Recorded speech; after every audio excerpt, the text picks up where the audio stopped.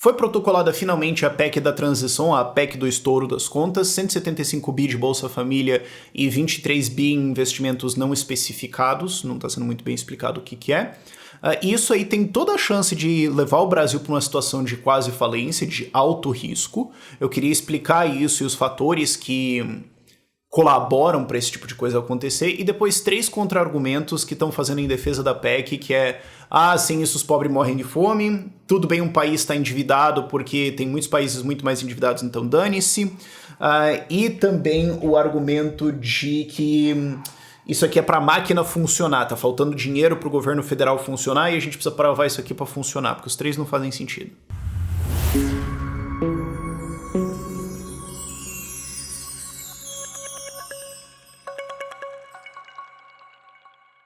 Então, assim, começando pela chance de quebra, o que acontece?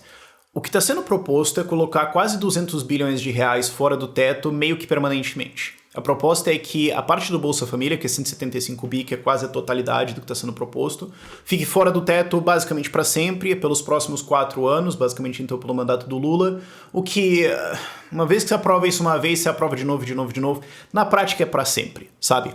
A gente tem que lembrar essas coisas, não existe temporário. Sabe, durante o começo da pandemia tinha uma proposta assim, não, porque a gente tem que fazer uma renda mínima temporária para as pessoas se manterem durante esse período de fechamento e tudo mais. Eu falei, bicho, se você fizer esse negócio aqui, talvez o valor caia um pouquinho, mas você vai ter para sempre alguma coisa dessas daqui, não é temporário, parem de ser canalhas, vocês sabem que não é isso que vai acontecer. E é justamente o que está acontecendo. É justamente o que estamos vendo aqui. Mas vamos lá, a ideia é propor isso fora do teto para sempre e vai dar rombo, porque nós já vamos ter alguma coisa como um déficit de uns 60 bi em 2023, isso aqui quer adicionar mais 200 e o ano nem começou. Então tem outras coisas que estão sendo adicionadas, por exemplo, o quinquênio, que foi uma coisa que foi... Quinquênio? Isso foi revogado há mais de uma década atrás, que é a ideia de juízes ganharem aumento a cada 5 anos por ter feito nada, só por estar lá você ganha aumento, e isso aí tem a chance de dar um rombo de bilhões de reais no orçamento federal. Isso está sendo discutido agora, por exemplo. E, de novo, 2023 nem começou, coisas vão ser adicionadas. A ideia de que gastos não serão aumentados em nível federal pelos 4 anos é a mais pura e destilada insanidade. Só que no que a gente já está falando agora, dos déficits projetados de 23 a 26, mais isso aqui, a projeção do Gustavo Loyola, que foi presidente do Banco Central, é que isso aqui nos deixa, ao fim de 2026, com 100% de dívida em relação ao PIB, o que é grave. Isso porque 2 motivos. Primeiro, o Brasil não é um país sério. Muitas vezes falam assim, já pegando os argumentos que fazem em defesa dessa PEC, né? Não, mas o Japão tem 270% do PIB em relação à dívida. Qual é o problema do Brasil ter uma dívida de 100% em relação ao PIB? O problema é que é o Brasil, ok? Existem países europeus que estão acima de 100% da dívida. Eu acho que os Estados Unidos já passou desse ponto também. Eles são países sérios, industrializados, com uma moeda decente, com uma base de produção decente, com uma base educacional da população muito forte, com uma política estável, que não tem presidentes que abertamente defendem ditaduras. Eles são países que você pode confiar. Eles são países que têm um futuro. Então, assim, se a França ou a Itália ou a Inglaterra ou os Estados Unidos têm uma dívida significativa, você ainda consegue confiar de que aquela população vai ser capaz de produzir o suficiente para pagar isso. Eles não são o Brasil. O Brasil não é um país sério. O Brasil é um país onde você faz uma equipe de transição que está falando de explodir as contas, revogar o novo marco do saneamento. É um país que está falando assim, não queremos saneamento, não. Vocês trouxeram aqui dezenas de bilhões de reais para investir em dar esgoto para a população, mas a gente acha melhor não ter isso e ter umas estatais que não funcionam do que ter iniciativa privada resolvendo esse problema. Isso é o Brasil, cara. Você emprestar dinheiro para alguém rico e produtivo é diferente de emprestar pro teu primo fudido que fica jogando 16 horas de LoL por dia e tá devendo pro agiota. Eu espero que isso não seja um conceito muito complexo, mas aparentemente para muita gente É. E quando citam esses países para dizer assim, mas eles são muito endividados, geralmente as pessoas também estão citando países estagnados. Tipo, a Itália tem uma grande dívida em relação ao PIB, tudo bem. E o país está estagnado economicamente. O Japão tem quase 300% de dívida em relação ao PIB. Eles não crescem há tipo 30, 40 anos de não crescimento. Então, se o Japão, com toda a economia deles, com toda a educação deles, pega toda essa dívida, taca na economia e não tira nada disso, o que você acha que o Brasil vai fazer? Por favor, seja sério. Se o Japão não consegue fazer isso aqui virar produção, é óbvio que o Brasil, que construiu o estádio Mané Garrincha, vai transformar isso aqui em pedra e fumar. É óbvio que vai ser isso. E segundo, meio que está embutido no argumento anterior, mas explicitando aqui, isso, de novo, na minha opinião, é uma porrada de estudos diferentes apontam que existe um ponto da dívida onde se você passa o juro para você pagar ela e o quanto ela está sugando da quantidade de crédito que existe na economia livre para ser emprestado para fazer alguma coisa de fato produtiva no setor privado, o juro dela e o quanto você está sugando fica tão grande que aumentar ela encolhe a economia.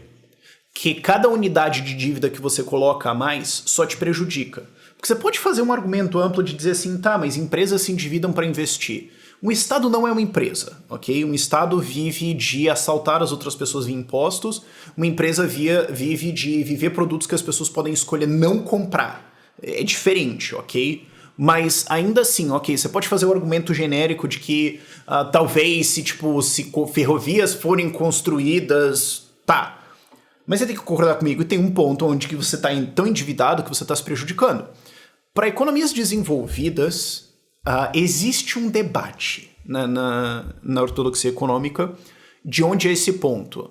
Largamente falando, entre 75% e 100% do PIB, para economias desenvolvidas. A partir desse ponto você começa a estagnar. Tanto que se você for ver esses países que têm mais de 100% de dívida em relação ao PIB, você não vai ver países que estão crescendo muito violentamente. Não é o que você vai encontrar ali, ok?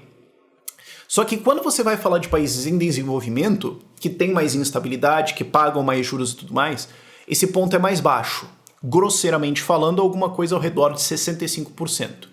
Nós já passamos desse ponto, nós já estamos além do ponto de economias desenvolvidas, que começa em 75, a gente está em 77, 78. Isso que bota a gente em 100. Isso aqui é um atraso para o Brasil econômico, ponto final. Isso piora porque isso não conta uma crise econômica nos próximos 4 anos e isso não conta também possíveis aumentos de juros que podem acontecer pelo mundo, que podem gerar problemas pra gente. Isso oposto é um déficit, a dívida vai subir. Mas a gente pode conter a dívida. Como? Corte de gastos ou aumento de imposto. Alguém acredita que o Lula vai fazer algum corte de gasto? Não. Resta aumento de imposto. Então, mas quanto que você precisaria subir? 200 bilhões de reais para fechar a conta. Beleza. Só para a gente ter referência, em 2019, o Estado brasileiro roubou em torno de 450 bilhões de reais das pessoas em imposto de renda. Então eu estou contando imposto de renda pessoa física, pessoa jurídica, imposto de renda retido na fonte. Esses três juntos dá 450 bi. Quando você corrige para a inflação de lá para cá, dá 540 bi mais ou menos. Então isso significa que a gente tem que subir a arrecadação do imposto de renda em mais ou menos 40%. Isso não significa subir as alíquotas atuais em 40%, isso não significa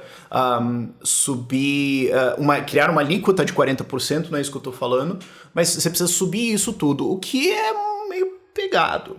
Agora vamos lá para outro dado também. 90% da população brasileira ganha R$ 3.500 por mês ou menos. Então, se você vai colocar essa conta nos 10% mais ricos, você está colocando em quem ganha 3,5 por mês ou mais.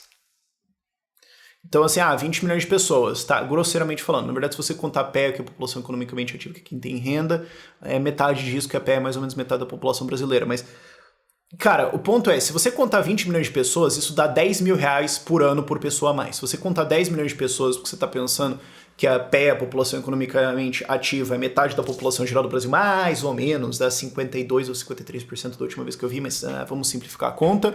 Isso dá 20 mil reais por pessoa economicamente ativa no Brasil, né? Que tá, de fato, trabalhando, fazendo uma coisa, né? Criança, idoso, petista, etc.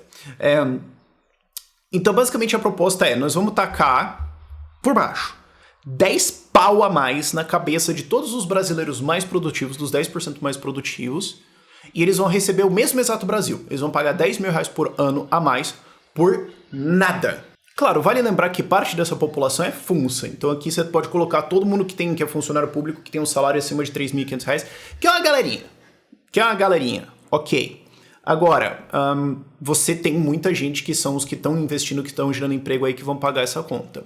E depois você tem uma outra proposta que está vindo aí, que é de reduzir impostos de consumo para subir imposto de renda ou imposto de patrimônio. Então, basicamente, você reduz o imposto de consumo que pega todo mundo, inclusive mais pobres, e taca a conta nos top 5 ou 10% da população brasileira. Então, isso aumenta essa conta de uns 10 mil reais por ano, que, como eu falei antes, estava entre 10 e 20, e aí quanto que seria isso aqui? Eu não sei.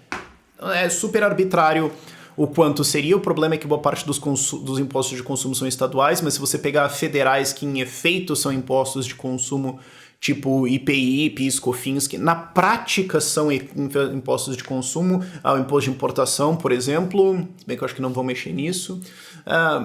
Você consegue mexer 100 bi pra lá ou pra cá, ok. Então bota mais 5 a 10 mil reais por ano na conta. Então nós estamos entre 15 a 30 mil reais por ano a mais de imposto em troca de nada. Nada. Você não vai ganhar nenhum serviço a mais, você não vai ganhar nenhuma segurança a mais, provavelmente vai piorar, inclusive. Como é que você acredita que essas pessoas vão ficar no Brasil? Ok, merch descarado da 7 aqui. Se tu quer sair do Brasil, eu tenho uma empresa que te ajuda a sair do Brasil para ir para países onde você vai pagar menos impostos e você vai viver mais livremente. Esse último mês, em termos de atender cliente, foi um gigantesco passeio. A gente está tirando bastante gente do Brasil. E toda vez que eu falo com pessoas que também estão nessa economia, que trabalham com isso, em tirar gente, tirar dinheiro, etc., todos eles estão falando, tá um gigantesco passeio e as pessoas só estão ficando mais desesperadas.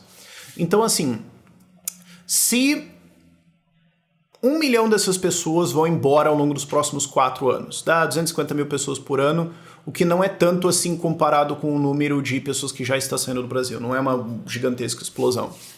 Então você acabou de perder, desses 20 milhões dos 10% mais produtivos, né? Você acabou de perder em torno de 5%. Bom, o que eles estavam pagando vai ter que ir para os outros. E você começa a ter um problema composto aqui de esta conta simplesmente não fecha. E novamente, eu estou imaginando que não vai ter uma crise global nos próximos 4 anos, não vai ter aumento de gastos no nível federal. Todo mundo vai pagar direitinho, ninguém vai sonegar e tudo mais. Cara, não é realista isso aqui. Esse é o problema básico orçamentário aqui. Isso vai levar a gente para um patamar de dívida extremamente alto, isso vai se refletir em juros cada vez mais altos, o que desaceleram a economia, que é o que eu estava falando lá atrás de dívida cada vez mais alta, desacelera o crescimento, ao ponto em que você começa a encolher porque você está destruindo a sua economia simplesmente para pagar o juro da dívida. Puramente a eleição do Lula já subiu o custo da dívida brasileira em torno de 1%, que dá em torno de 60 bilhões de reais por ano. Não tem como resolver isso aqui. O que me leva às minhas outras duas críticas que estão fazendo, outras críticas aos meus argumentos, né, ou esses argumentos em geral anti essa PEC, em defesa dela que estão sendo feitos, que é, mas isso aí é para ajudar os pobres, a gente precisa salvar os pobres aqui, porque senão eles vão morrer, eles vão passar fome. Cara, eu falei lá atrás que tem 2 jeitos que você pode resolver esse déficit. Corte de gastos ou aumento de impostos. Você tem um monte de coisa que você pode cortar aí. Você pode fazer reformas de gastos, sim. Mesmo nos obrigatórios? Cara, teve uma decisão em Portugal que entrou para a história, que foi o seguinte. Quando Portugal quebrou por ter um Estado grande, irresponsável, gastar demais e tudo mais, e faliu, aí eles tiveram que chamar ajuda lá logo depois da crise de 2008, a Corte Portuguesa, a Suprema Corte, tomou uma decisão que é o seguinte. A gente pode cortar benefícios e coisas aqui porque os direitos garantidos das pessoas hoje não podem impedir os direitos garantidos das pessoas no futuro. Então, se pagar todo mundo hoje significa quebrar, e todo mundo que tem uma promessa de pagamento do governo daqui 20 anos não vai receber nada, nós temos um conflito de direitos. Portanto, nós podemos cortar algumas coisas agora. Eu acho que o Lula e a Steph vão fazer isso? Não. Mas eu estou dizendo, já aconteceu. Você poderia puxar esse tipo de discussão e falar, cara, não, sério, o juiz precisa ganhar quinquênio, 1 trilhão de auxílios e tudo mais. Bicho, e assim, coisas pequenas, sabe, que vão somando. Por exemplo, eu moro aqui em Vinhedo. Mano, por que a Câmara dos Vereadores tem um Corolla 0 bala, sendo que todo mundo ganha bem na Câmara dos Vereadores, o prefeito ganha bem e tudo mais, e é um carro da prefeitura? Pra quê? Ou por que eles gastaram tipo, quase 95 mil reais pra fazer uma cerimônia de entrega de plaquinha de cidadão honorário? Tipo, eles gastaram, sei lá, 20 mil reais pra alugar um projetor que dava pra comprar uns 4 ou 5 mil reais. Toda cidade tem isso. Toda cidade tem essas lambanças. Todo estado tem essas lambanças. Em nível federal tem essas lambanças. Você consegue cortar muita grana nisso. Não se faz. E depois você tem os gastos grandes. Fundão, orçamento secreto, todas essas maluquices. Ou mesmo, cara, funcionalismo. Tem uma coisa dentro da Constituição que nunca foi regulamentada, que é o terror do funço inútil. Que é a demissão por incompetência. Tu não tá fazendo o seu trabalho. Rua. Isso nunca foi regulamentado. Mas com isso você poderia demitir, sei lá, os 10% mais incompetentes do funcionalismo brasileiro a zero prejuízo, porque nós acabamos de concordar que eles são inúteis, não ia mudar nada, e você ia economizar muita grana com isso. Dá pra puxar essas coisas. Por que não tá sendo puxado? Porque o objetivo é manter essa galera recebendo o seu dinheiro e os outros botar os outros pra pagar, porque o objetivo não é atender você, o objetivo é botar a gente pra receber o seu dinheiro.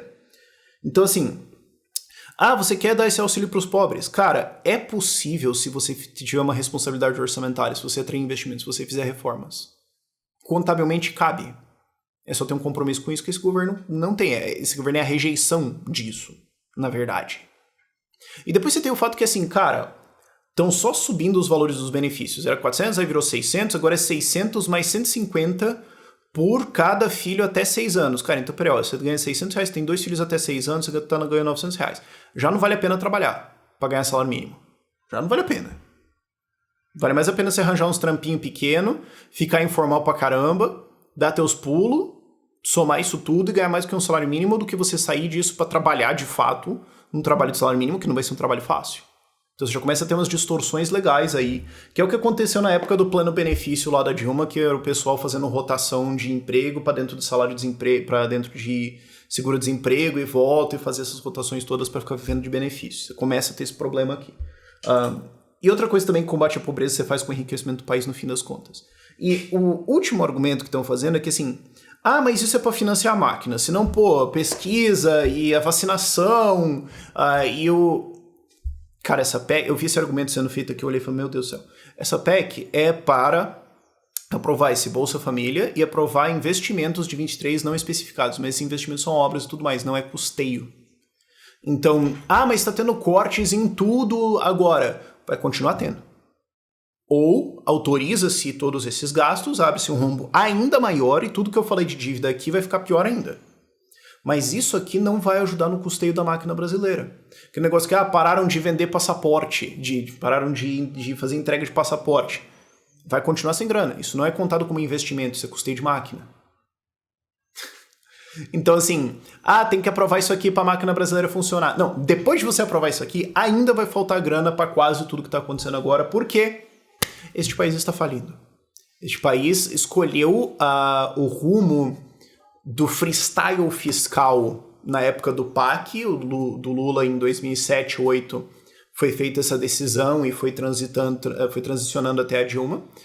Foi a ideia de que matemática é opcional e uma tabela de Excel é um fascismo, e nós vamos guiar a economia com bons sentimentos e Estado organizando as coisas, porque a Argentina é um exemplo a ser seguido. E agora nós estamos pagando as contas disso e elegeram um cara que acha que isso aí é o rumo para frente. Faz o L. Por esse vídeo é isso. Tchau, tchau.